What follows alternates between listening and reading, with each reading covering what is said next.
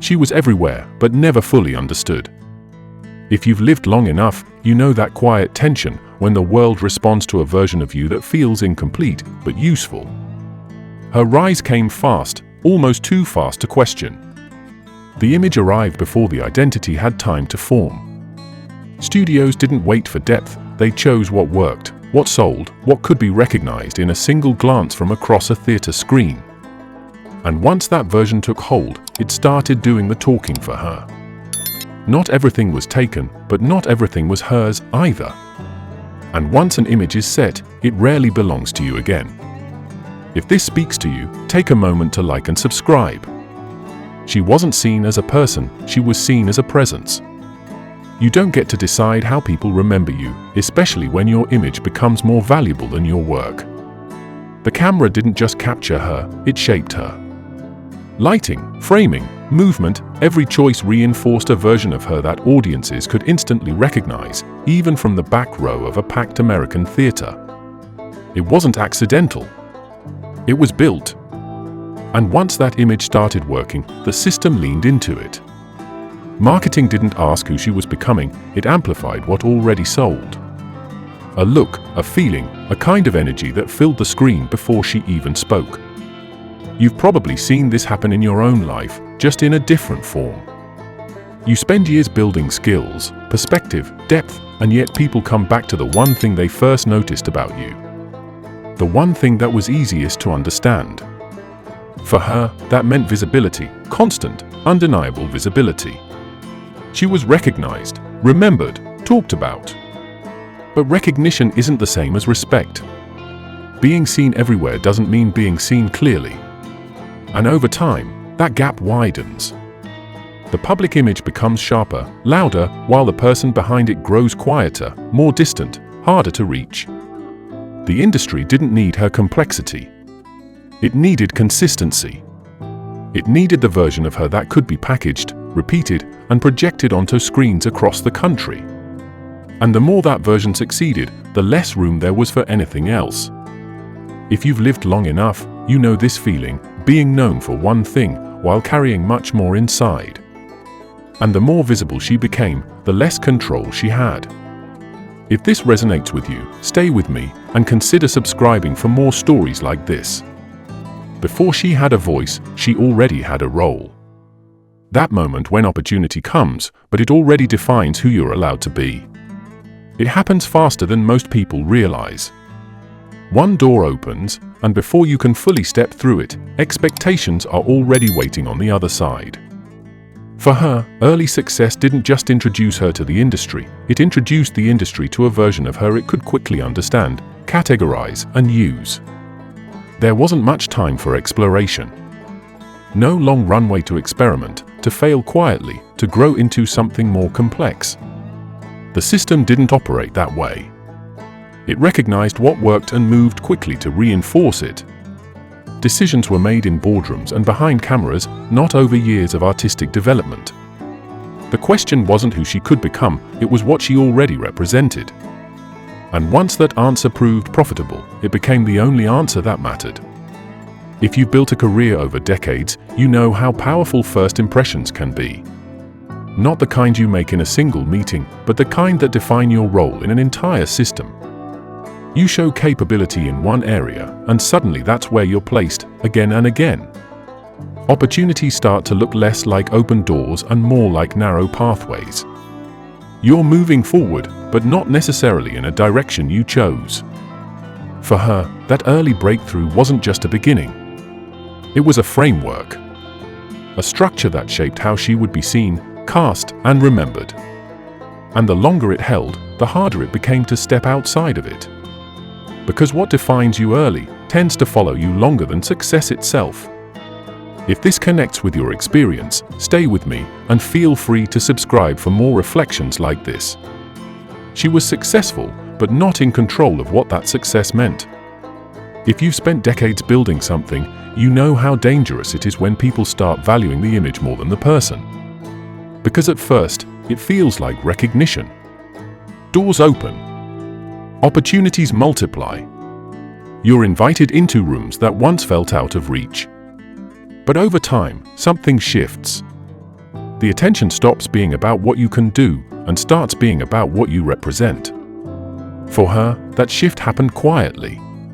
The industry didn't take anything away outright, it simply leaned harder into what worked. The sensual image, the presence, the energy that filled a screen without effort. It became the safest investment. And once something becomes safe in an industry built on risk, it becomes repeated. Again and again, in different forms, but always pointing back to the same idea. The problem is, repetition doesn't just build recognition, it builds limitation. Typecasting isn't always forced. Sometimes it's reinforced by success itself. The more audiences respond to one version of you, the more the system gives them that version. And eventually, it becomes the only version anyone is willing to see. You may have felt this in your own life, just outside of Hollywood.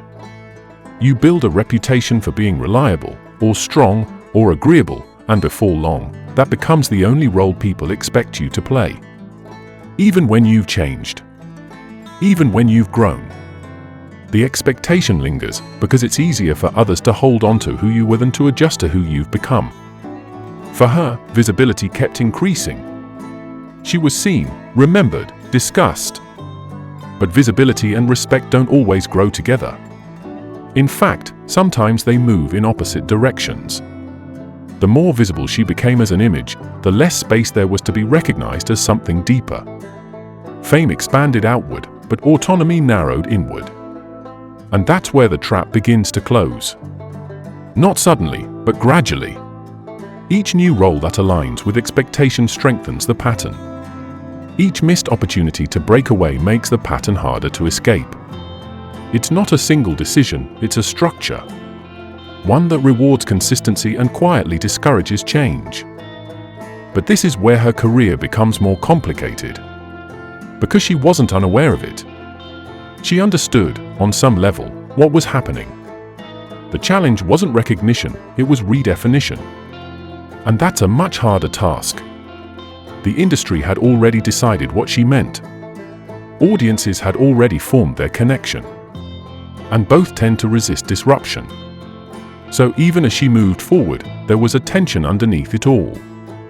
Success continued, but on terms that weren't fully hers. The work was there, the presence undeniable, but the control remained just out of reach. Not absent, but limited. Always shaped by something external. And over time, that kind of success carries a quiet cost. Not visible from the outside. Not something that shows up in headlines or box office numbers. But something you feel internally, the distance between who you are and how you're seen. Because when the world benefits from who you appear to be, it rarely asks who you really are. If you've ever felt that gap in your own life, stay with me and consider subscribing for more stories like this. She didn't disappear, she adjusted. You don't always get to start over, sometimes you just try to shift how you're seen. And that kind of shift doesn't come with a clean slate. It comes with history attached. Expectations. A version of you that's already been repeated across screens, across years, across millions of impressions. So the effort wasn't about walking away, it was about moving differently within the same space. Choosing roles that asked for something more. Allowing moments of restraint where there had once been intensity. Letting performance carry weight, instead of just presence. These weren't dramatic reinventions. They were quieter decisions. Subtle recalibrations meant to open new dimensions without completely rejecting what had already been built. If you've lived through a long career, you understand this kind of adjustment. You don't wake up one day and become someone entirely new. You carry your past with you, your reputation, your patterns, the way people have learned to read you. And even when you change, the world doesn't always update at the same pace. That was the challenge she faced. The system had already found a version of her that worked. And systems don't easily abandon what works. Producers, studios, audiences, they all move with a certain inertia. They return to what's familiar, what's proven, what feels safe. And even when you offer something different, it has to compete with years of established perception. So progress, if it comes at all, tends to be partial. You gain small areas of autonomy. A role here that stretches perception. A performance there that hints at something deeper. But the larger image doesn't disappear. It lingers in the background, shaping how each new step is interpreted. And that's where the effort becomes exhausting. Not because the work itself is difficult, but because the interpretation of that work is no longer fully yours to guide. You're not just performing, you're negotiating. With history. With expectation. With an audience that may not even realize it's holding you in place. Over time, you begin to understand that change isn't just about what you do, it's about what others are willing to accept. And that's a variable you can't fully control. And changing perception is harder than earning it the first time. If this reflection feels familiar, stay with me and consider subscribing for more stories like this. She couldn't change the system, only how she lived inside it. At some point, you stop trying to control how the world sees you and start deciding what still belongs to you. That shift doesn't happen all at once. It comes slowly, often after years of pushing against something that never fully gives way. You try to prove more, to show more, to be seen differently.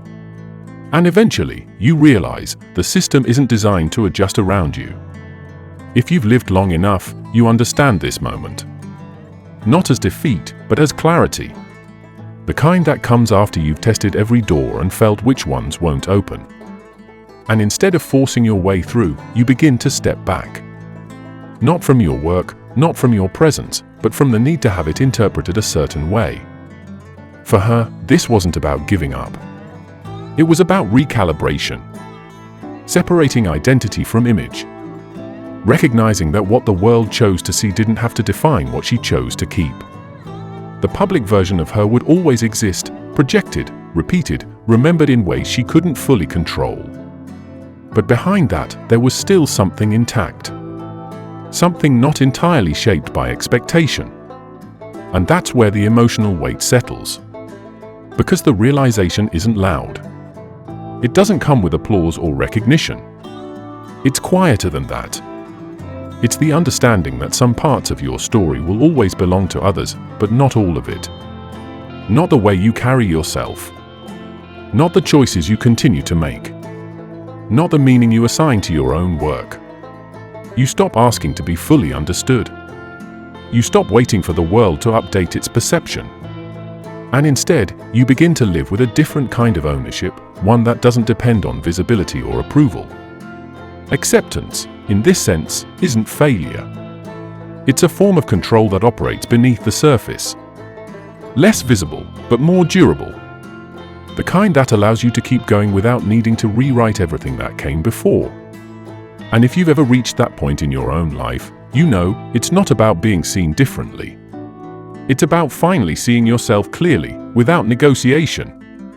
If this resonates with you, stay with me and consider subscribing for more reflections like this. She lasted, not because she was understood, but because she endured. If you've lived long enough, you know that being remembered is one thing, but keeping yourself is something else entirely. Time has a way of reshaping everything, how people see you, how your work is valued, how your presence is interpreted. What once felt immediate and defining becomes part of something larger, something slower, something harder to measure. Longevity doesn't move at the speed of hype. It doesn't depend on constant attention or perfect perception. It builds quietly, over years, sometimes decades, through consistency, resilience, and the ability to keep showing up even when the narrative around you is incomplete. And in that process, something shifts.